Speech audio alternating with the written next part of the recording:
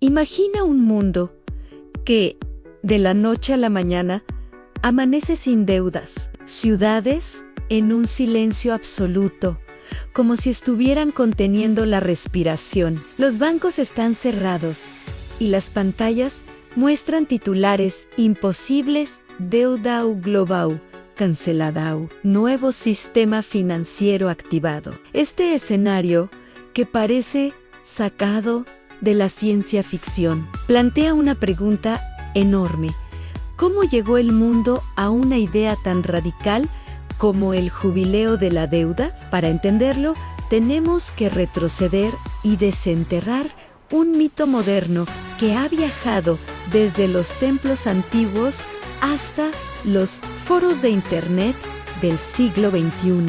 Y aquí es donde comienza nuestra historia. Viajemos al polvo de la historia, a las tierras del antiguo Oriente Medio.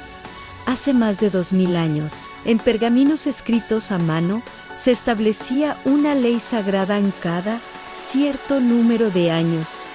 Todas las deudas debían perdonarse. Este ritual no era solo un acto de bondad, sino una estrategia para evitar que la desigualdad destruyera la sociedad desde dentro. ¿Cómo es que esta idea milenaria acabó conectada con teorías económicas modernas tan polémicas como NESARIGESAESA?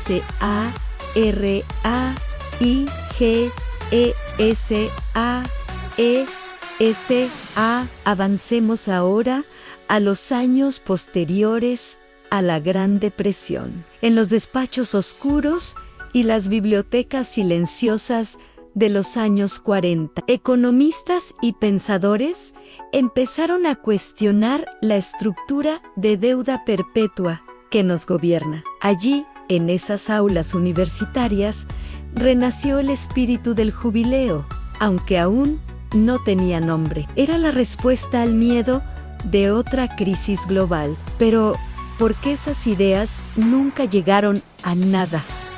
La respuesta está en los años 50. Estados Unidos entró en una era de prosperidad sin precedentes. Autopistas recién construidas, barrios residenciales perfectos y electrodomésticos brillantes. Con tanta abundancia, hablar de cancelar deudas parecía una locura. El jubileo quedó archivado, enterrado bajo el brillo del consumo. Sin embargo, ese mismo consumo estaba creando una cadena invisible que décadas después terminaría asfixiando al sistema financiero. La calma antes de la tormenta siempre tiene un precio, y la tormenta llegó. En los años 60 y 70, la prosperidad comenzó a romperse. La inflación, las crisis geopolíticas y, sobre todo, el abandono del patrón oro en 1971 abrieron una herida profunda en la economía mundial. Las deudas de los gobiernos crecían sin control, atrapados en promesas imposibles de cumplir. Un mundo sin respaldo en oro necesitaba nuevas reglas, y algunos ya imaginaban sistemas alternativos. A finales de los 80, pequeños grupos de investigadores empezaron a conectar las piezas. En sus textos, impresos en viejas impresoras, repetían la misma pregunta: ¿y si la deuda no fuera algo natural, sino una prisión diseñada? Aún no lo sabían, pero estaban sembrando la semilla de una revolución silenciosa que más tarde conoceríamos como NEER.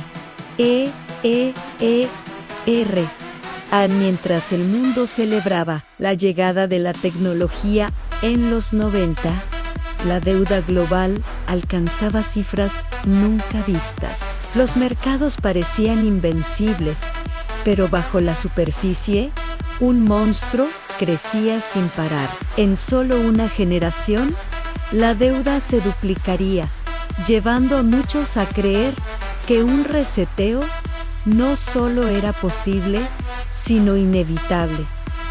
Y así, llegamos al amanecer de un nuevo siglo. A finales de los 90 surge un término que lo cambiaría todo. AN sus siglas, envueltas en misterio, se mezclaron con esperanzas, teorías y mucha desinformación. Fue NESAR a un proyecto real, una manipulación masiva o algo intermedio que nadie ha podido demostrar. Lo que nacería en los primeros días del siglo 2000 no solo generaría esperanza, también sembraría la mayor confusión económica del nuevo milenio. No te pierdas el próximo capítulo. Amanecía un nuevo milenio sobre Washington D.C. y el mundo contenía la respiración. El efecto del año 2000, las burbujas tecnológicas, una sensación constante de que vivíamos en un tiempo frágil. En ese clima vulnerable apareció un nombre que prometía cambiarlo todo. NSARA. Fue un proyecto silencioso de reforma económica o el mito financiero más grande del siglo. Para entenderlo, debemos retroceder a mediados de los 90. Un pequeño grupo de teóricos comenzó a hablar de un supuesto paquete legislativo, el National Economic Security and Reformation Act. Según documentos que circulaban discretamente, esta propuesta buscaba eliminar deudas ilegítimas, reformar el sistema bancario y devolverle a la moneda un respaldo tangible. NESAR prometía una economía libre de intereses abusivos, pero nada estaba verificado. Ninguna institución reconocía que esa ley existiera. Aquí nace la gran pregunta: ¿quién creó realmente NESARA? A finales de los 90, la idea se convirtió en un rumor creciente en foros de Internet. Imagina salas iluminadas solo por el brillo de un monitor, con usuarios anónimos escribiendo teorías hasta la madrugada, compartiendo archivos que afirmaban que la ley ya había sido aprobada en secreto. Aquí nació la narrativa más poderosa. ¿Qué fuerzas dentro del gobierno estaban bloqueando su implementación? Pero, ¿qué ganaría el poder frenando una ley que prometía alivio nacional? La versión que circulaba entre sus creyentes era casi un sueño.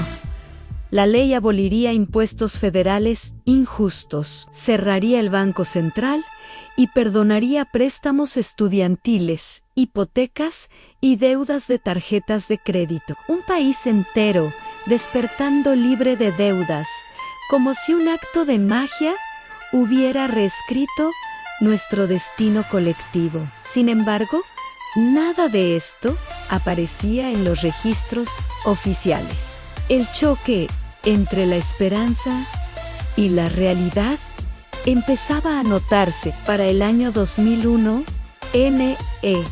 NESARA ya era un tema central en comunidades espirituales y conspirativas. Algunos afirmaban que la ley había sido aprobada en secreto por un tribunal y solo esperaba un momento adecuado para anunciarse. Otros la veían como una mentira peligrosa. La tensión entre la ilusión y el escepticismo solo la hizo más grande. Entonces, ¿quién se beneficiaba de mantener viva esta historia? La mañana del 11 de septiembre del 2001 lo cambió todo. En medio del caos, muchos creyentes de NSARA aseguraron que ese era el día programado para anunciar la ley, pero que los ataques impidieron su revelación.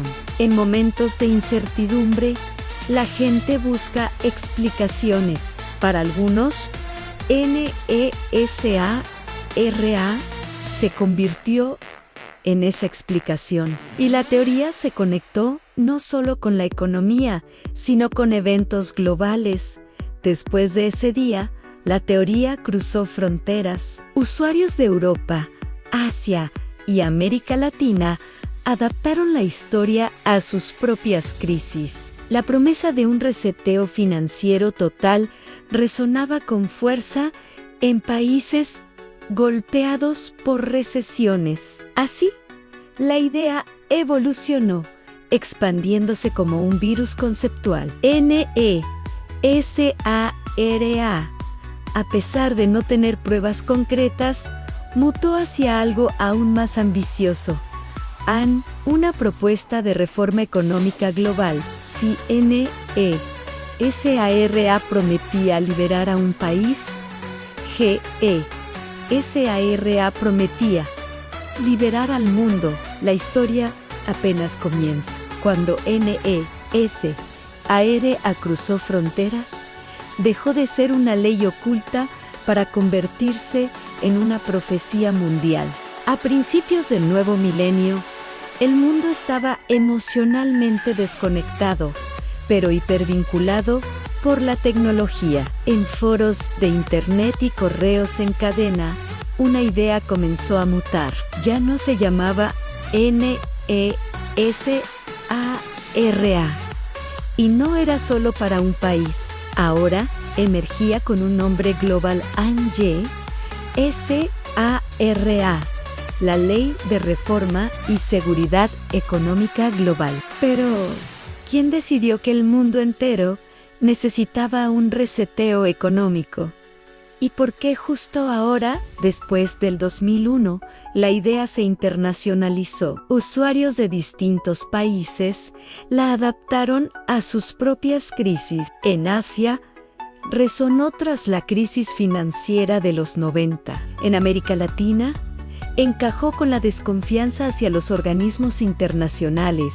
En Europa, fue una respuesta emocional a la austeridad. GESARA nació sin una estructura oficial, sin documentos verificables, pero con algo mucho más poderoso: una esperanza globalizada. Las promesas eran enormes: eliminación total de la deuda, redistribución masiva de la riqueza, liberación de patentes de energía limpia y un sistema financiero transparente, respaldado por metales preciosos. Era como un sueño, un universo paralelo, donde todos los países firmaban un acuerdo histórico para reiniciar la economía. Pero la pregunta es obvia: ¿qué país renunciaría voluntariamente al control de su propia moneda? Cada vez que el mundo enfrentaba una crisis, GESARA revivía. La caída de las hipotecas en 2008, los años de austeridad europea, economías colapsando. En ese contexto, la idea de un reset global ya no sonaba tan fantástica, no porque existiera evidencia, sino porque millones deseaban que existiera. Porque la humanidad busca soluciones absolutas en momentos de desesperación. A mediados de los 2000, GESARA se mezcló con movimientos espirituales. La narrativa se elevó a una dimensión mística, a maestros ascendidos, energías de quinta dimensión.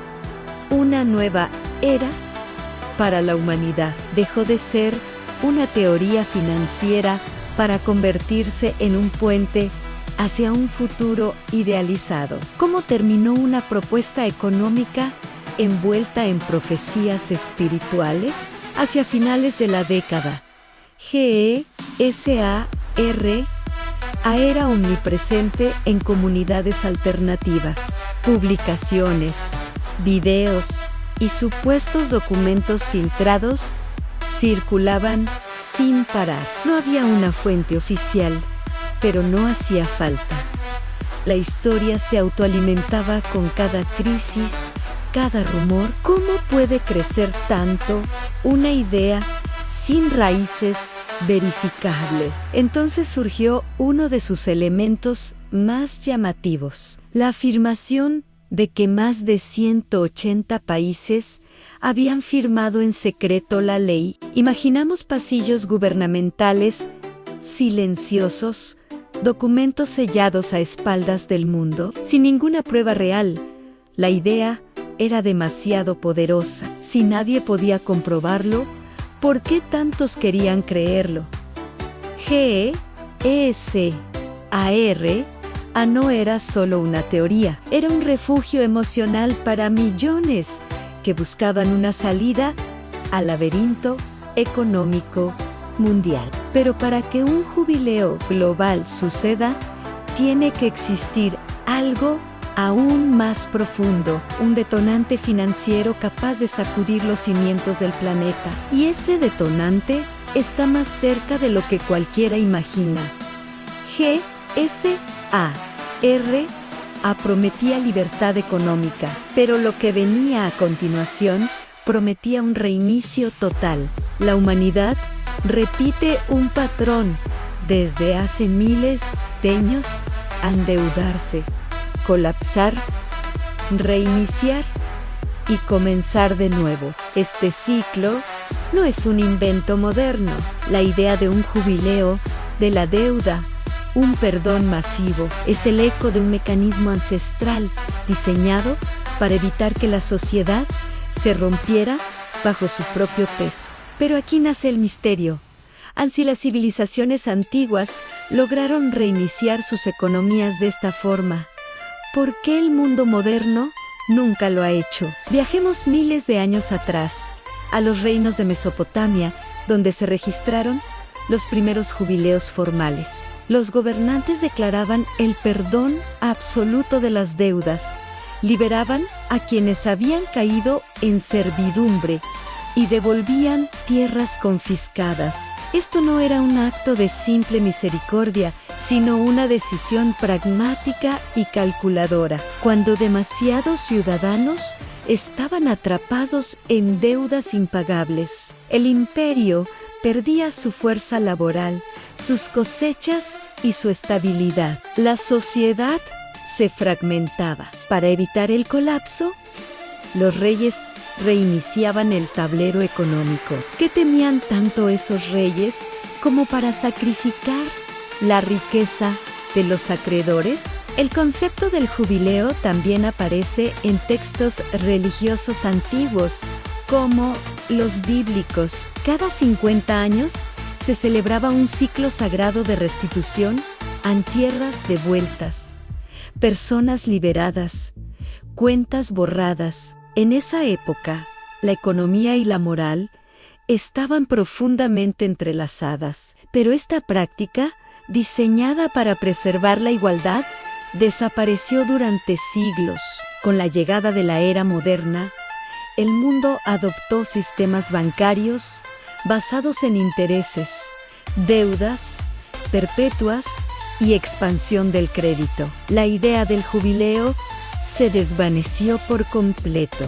La industrialización necesitaba trabajadores endeudados y un sistema financiero en constante movimiento. La economía moderna dejó claro su objetivo en crecer sin pausas, aunque el costo fuera una montaña de obligaciones imposibles de pagar. El siglo XX aceleró este proceso. Guerras mundiales, reconstrucciones masivas y la creación de instituciones financieras globales transformaron la economía en un entramado dependiente del crédito. La deuda nacional, corporativa y personal creció como nunca antes.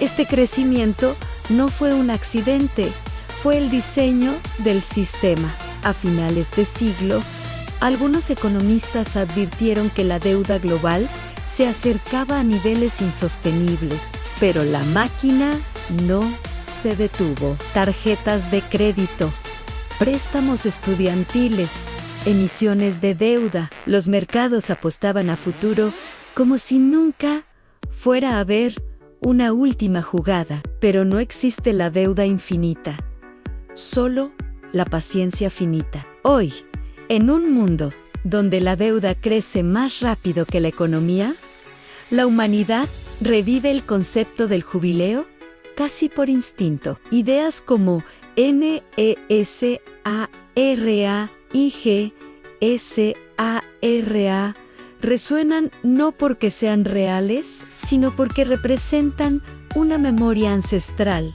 un deseo oculto de volver a empezar. El mundo moderno se acerca peligrosamente a un umbral, y cruzarlo podría significar un reinicio sin precedentes. Gracias por acompañarnos.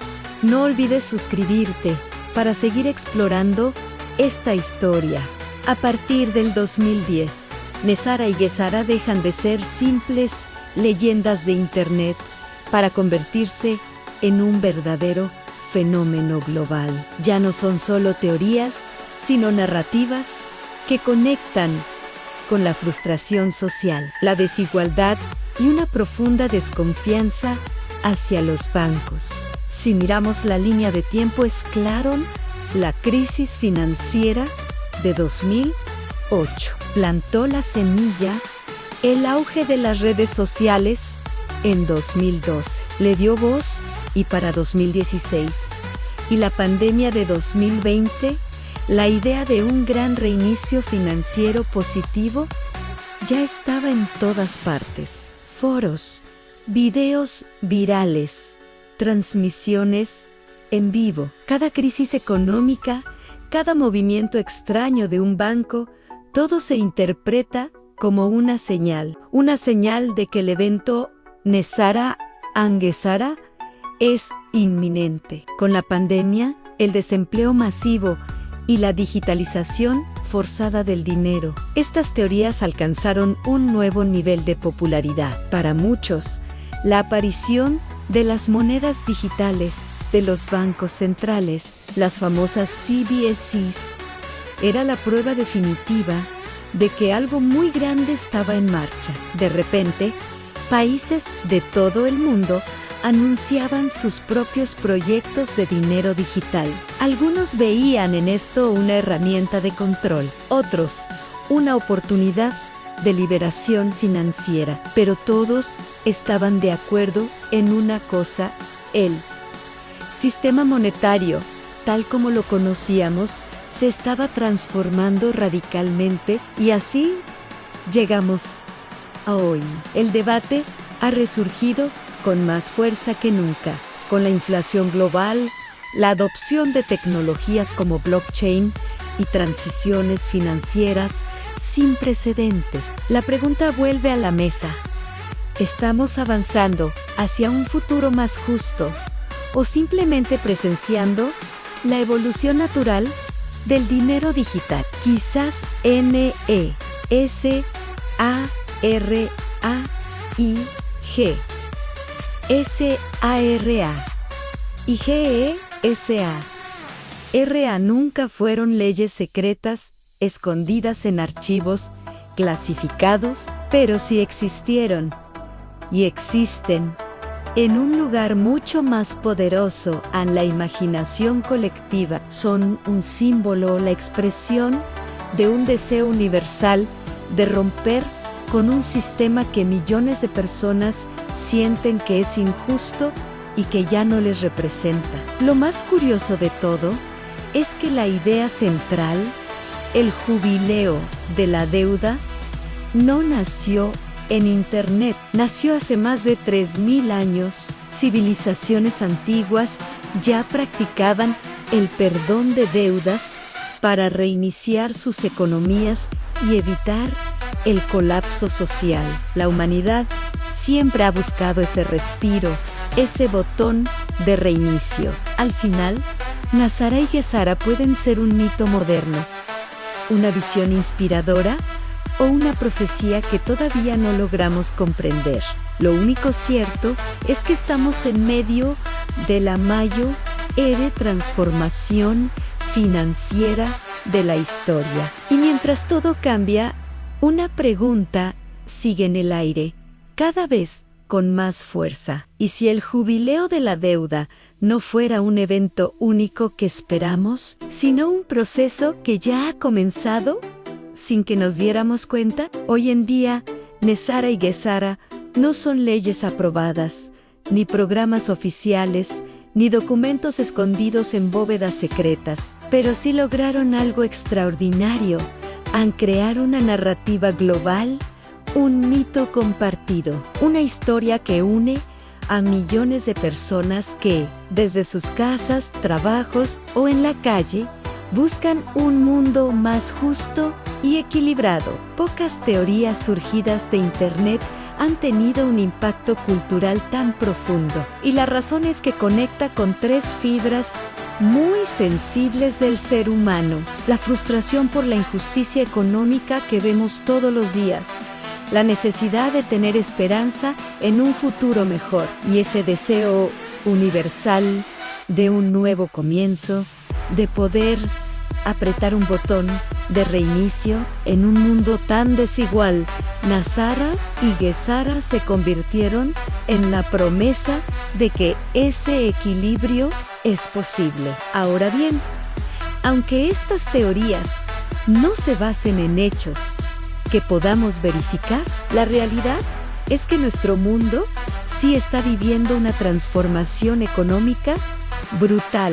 Piensa en los bancos digitales que usas desde tu móvil, los pagos instantáneos, la tecnología blockchain que ya está en sistemas financieros, las monedas digitales de bancos centrales que se están probando en todo el mundo, la automatización de la economía y la inteligencia artificial gestionando el dinero. Quizá no es un reseteo milagroso ni un decreto secreto, pero el cambio, créeme, sí está ocurriendo. Si el jubileo antiguo era una ley que eliminaba deudas para reiniciar la economía, ¿cómo sería un jubileo moderno? Quizá no se trate de borrarlo todo, sino de algo mucho más inteligente: innovaciones que nos ayuden a no caer en deudas eternas, sistemas financieros transparentes, una banca mucho más inclusiva para todos, menos intermediarios que se llevan una tajada y, por tanto, menos corrupción, y hasta nuevas formas de entender la propiedad y el valor en el mundo digital. Es posible que el gran jubileo no llegue como un evento único y espectacular, sino como una revolución silenciosa que ya está en marcha. Y al final, si algo nos han dejado claro estas teorías, es que el verdadero cambio no depende de una ley secreta firmada por alguien poderoso. Depende de personas comunes y corrientes, como tú y como yo, que exigen y construyen sistemas más justos, desde los jóvenes que crean startups financieras hasta las familias que se educan sobre dinero, o los líderes sociales que luchan por la equidad. Ese es el poder más grande que existe. No una firma ni un decreto, sino la voluntad colectiva de la gente. Quizá NESARAIGESARA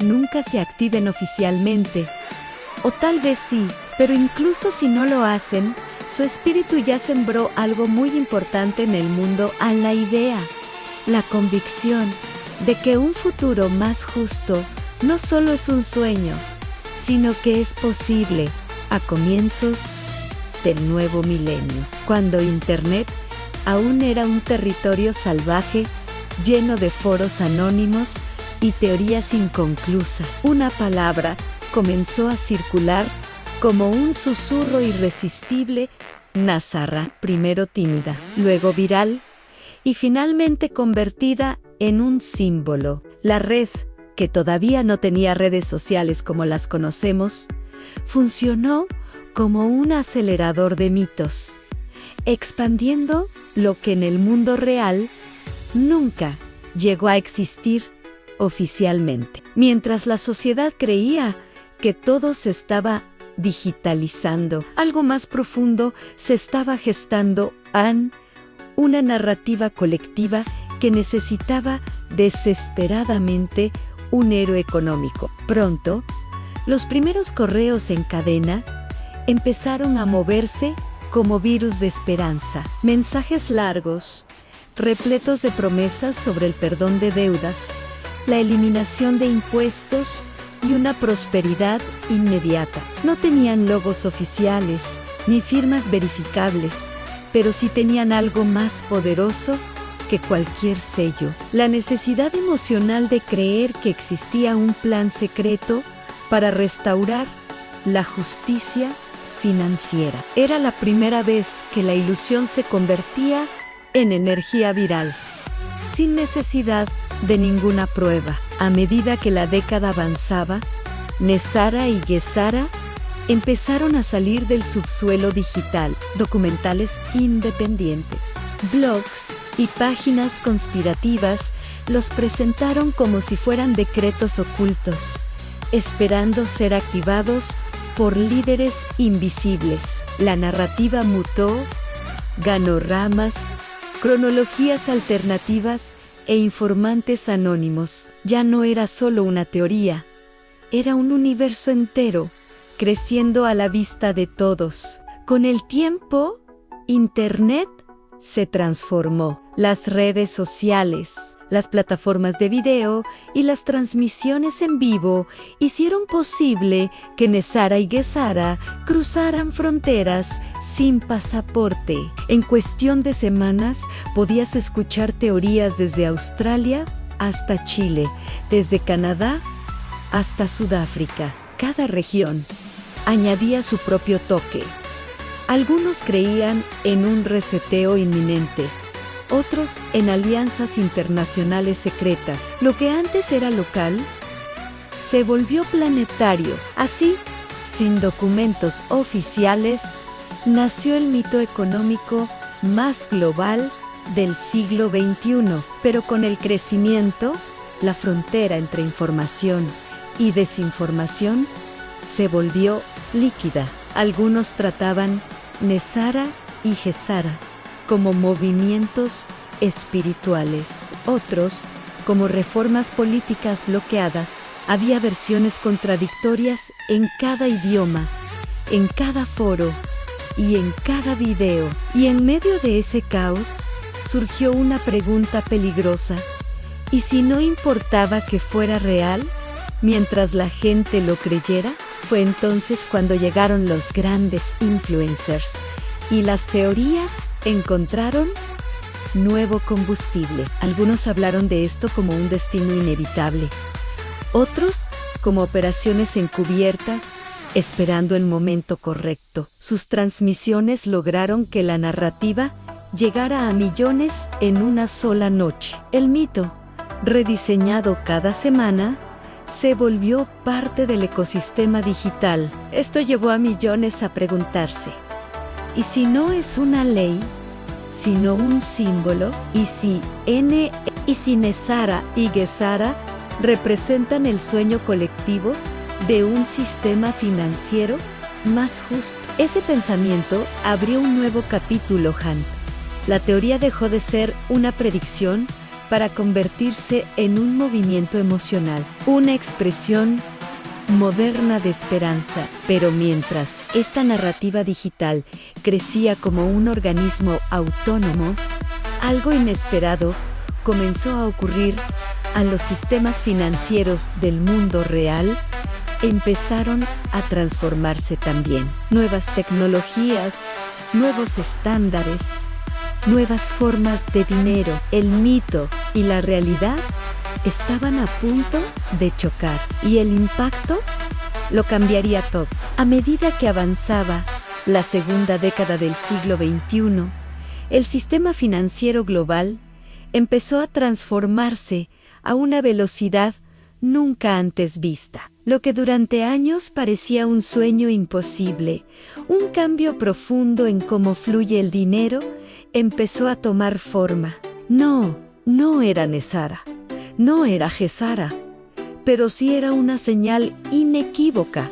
de que se abría una era distinta. Mientras el mundo seguía inmerso en teorías y conspiraciones, la realidad, silenciosa, anunciaba la llegada de un nuevo paradigma financiero. Bancos, corporaciones y gobiernos comenzaron a migrar hacia nuevos lenguajes financieros. Sistemas antiguos, creados en la década de 1970, fueron reemplazados por estructuras interoperables basadas en datos enriquecidos. Para muchos, esto era un cambio técnico, quizá hasta aburrido, pero para la historia era un paso gigantesco. Detrás de cada transferencia, de cada pago internacional y de cada moneda digital había un mensaje. Claro, el mundo se estaba preparando para algo mucho más grande. Y así, lo que durante siglos entendimos como dinero empezó a mutar. Monedas digitales emitidas por bancos centrales, tokens respaldados por activos reales, contratos inteligentes que gestionaban transacciones sin necesidad de intermediarios. El concepto de valor se descentralizó, se multiplicó y se liberó de sus barreras tradicionales. Por primera vez en la historia, la humanidad contemplaba un sistema capaz de reinventarse completamente desde adentro. Aunque oficialmente Nezara y Gezara nunca se materializaron, sus ideas resonaron con fuerza en el inconsciente colectivo. La presión social por sistemas más transparentes, justos y accesibles creció como una ola global imparable. Muchos vieron en esta modernización financiera una señal, no del mito en sí, sino del espíritu detrás del mito, la búsqueda de un equilibrio económico para todos. La fantasía, de alguna manera, había sembrado una inquietud real en foros, redes y transmisiones. Millones de personas entendieron algo crucial. Tal vez NSARA y GEARA no eran eventos, sino metáforas de todo lo que se necesitaba corregir, metáforas de lo que tenía que nacer. Y cuando una sociedad completa despierta, incluso los mitos adquieren una fuerza transformadora. El jubileo antiguo prometía la liberación de las deudas y una renovación social. El jubileo moderno se manifiesta de otra manera, con herramientas financieras que reducen la pobreza, con sistemas más transparentes que evitan abusos y con usuarios educados que ya no aceptan desigualdades silenciosas. La evolución no llegó en un decreto, sino en miles de innovaciones pequeñas, casi invisibles. Si Nezara y Gezara fueron un mito que inspiró a millones, y si el mundo real ya está cambiando por sus propios caminos, entonces surge una pregunta inevitable. ¿Y si el verdadero reseteo global no depende de un documento escondido, sino de la capacidad de cada persona para imaginar un futuro mejor? Porque en la historia humana, cada gran transformación comenzó exactamente así, con una idea, con una narrativa, con una chispa imposible que, con el tiempo, se volvió real. Hoy, Nezara y Gezara siguen siendo teorías, pero el mundo financiero continúa transformándose a una velocidad vertiginosa. Quizá el mito nunca se cumpla literalmente, o quizá su espíritu esté guiando un cambio silencioso que apenas está comenzando. Lo único cierto es que esta historia aún no termina, porque mientras existan sistemas injustos, siempre habrá alguien imaginando un nuevo jubileo. ¿Alguna vez te has preguntado cómo funciona realmente el universo de la inversión es solo un juego de números para los genios de Wall Street? ¿O hay algo más profundo?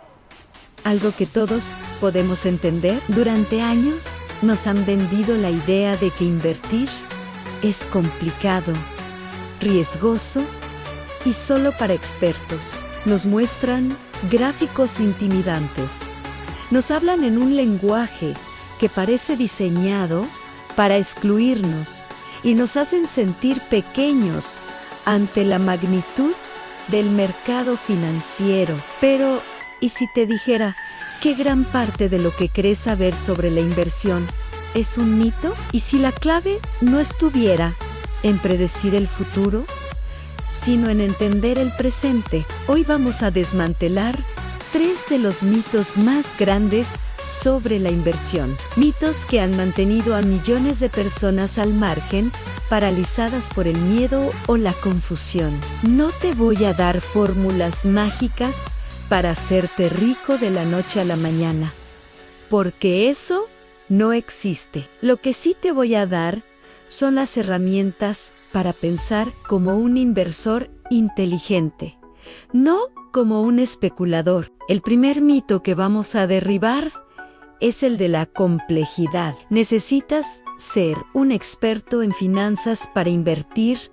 Falso. La verdad es que los principios de una buena inversión son sorprendentemente simples. Se basan en el sentido común, la paciencia y la disciplina. Warren Buffett, uno de los inversores más exitosos de la historia, lo dijo claro: invierte solo en lo que entiendes. No necesitas entender derivados complejos o algoritmos de alta frecuencia. Puedes empezar con negocios que conoces, productos que usas y modelos de negocio que te resultan lógicos. La verdadera habilidad no es la complejidad, sino la claridad. El segundo mito es el del timing perfecto. Hay que esperar el momento justo para entrar o salir del mercado. Este es quizás el error más costoso. Intentar predecir los movimientos del mercado es como intentar atrapar un relámpago con la mano. Incluso los profesionales fallan constantemente. La estrategia más poderosa y probada a lo largo del tiempo es la constancia. Investir de forma regular, sin importar si el mercado sube o baja.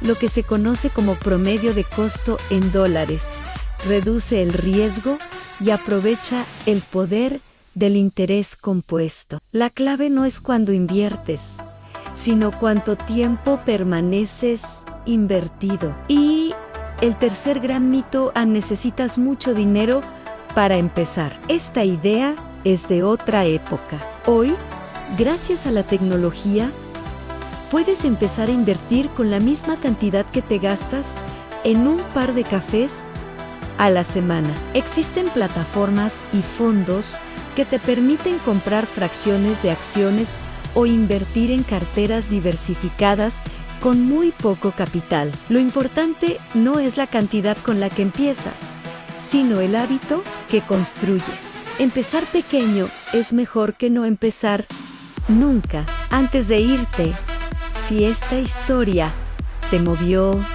te sorprendió o te dejó pensando, te invito a dar un paso más. Este canal existe para revelar los relatos ocultos, las conexiones invisibles y las transformaciones silenciosas que están moldeando nuestro mundo. Y cada vez que te suscribes, comentas o compartes, ayudas a que más personas despierten a estas conversaciones. Así que suscríbete ahora, activa la campanita y deja un comentario con la idea que más te impactó de este video. Juntos, seguimos explorando. Lo que viene apenas está comenzando.